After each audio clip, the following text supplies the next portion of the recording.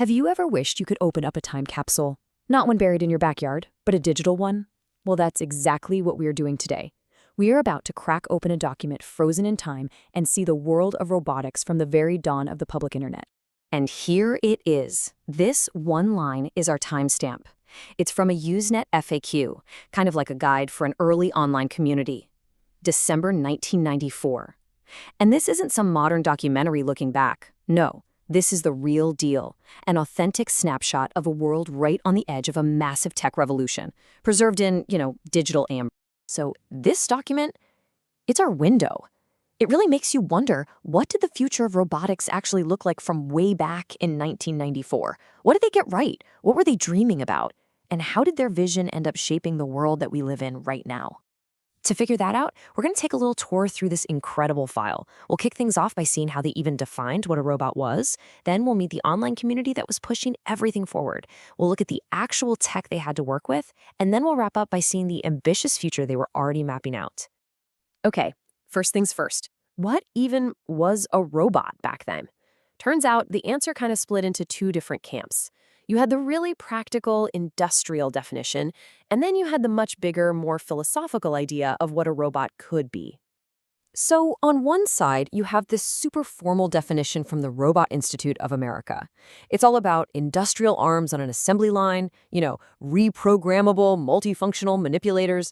I mean, it's accurate for sure, but let's be honest, it doesn't exactly get the imagination going, does it?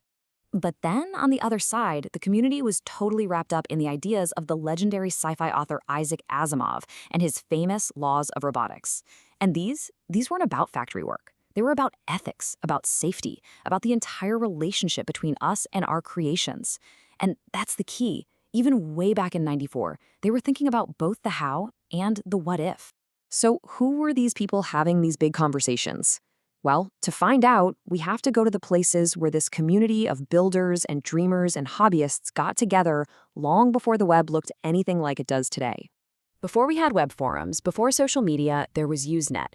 You can think of it like a giant global text-only bulletin board. And comp.robotics, that was the digital town square for this whole field. It's where professors, students, and just curious enthusiasts from all over the world shared ideas, asked for help, and argued about the future. It was the place to be. And sharing files? Forget about cloud storage or simple web links. They used something called FTP, or File Transfer Protocol. You had to know the exact long address, just like this one from Carnegie Mellon, just to download things like FAQs, blueprints, and software.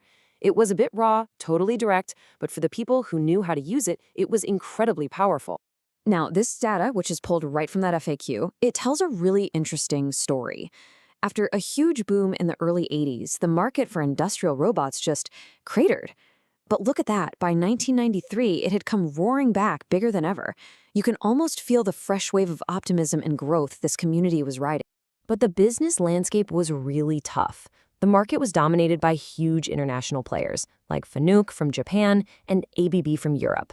Actually, the document makes a point of saying that after that late '80s slump, Adept Technology was pretty much the only major American producer of industrial robots left standing. Okay, so we've met the community, but what were they actually building with? This is where you really start to see how the past is both incredibly far away and surprisingly close. Check this out. $60. For $60, you could buy a complete hobbyist robot kit, the circuit board, motors, chips, all of it. This was huge. It basically put the power to create a moving, sinking machine into the hands of just about anyone who was interested. But if you wanted to give your robot a pair of eyes, things got very expensive very fast. A state-of-the-art color camera system would set you back $950. And for all that money, you got a resolution of 751 by 488 pixels. Let's just put that into perspective for a second. That professional camera from 1994 had a resolution of about 0.3 megapixels. The camera in the phone you're probably carrying right now, it's likely 48 megapixels or even more. That's over 150 times the resolution. And it's just included. The leap in technology is absolutely staggering. And don't think it was all just nuts and bolts and hardware. They were already using some pretty sophisticated software to design the future. Simulators, like this one called Cinderella, let developers test out all their control logic in a totally virtual world. That means you could work out all the bugs in your robot's brain before a single physical part was even put together. So, what was the point of all this building and simulating? Where were they headed? Well, they were aiming really high. The competitions they were running back then show a crystal clear line to the challenges that roboticists are still trying to solve today. Just take this firefighting robot contest. The goal sounds simple, right? Get a robot to navigate a little model house, find a candle, and put out the flame. But stop and think about what that actually involves: autonomous navigation, object recognition, precise physical action. That's the same fundamental challenge a self-driving car deals with in a city or a warehouse robot faces finding one specific box. These are the absolute core building blocks of nearly every advanced robot we have today. And their ambitions went way beyond just tabletop contests.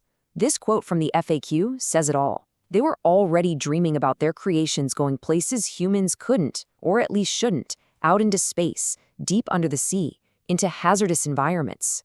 They weren't just building machines. They were building tools for exploration, tools for safety. You know, looking back at this document, it really is like finding the original blueprint for our modern world of robotics. They were the ones who debated the ethics, who built the communities, and who tackled the core problems of sensing and moving around with just a tiny fraction of the resources we have now. So it really makes you think, if they managed to accomplish so much with so little, what will the builders 30 years from now think of the foundations that we're creating today?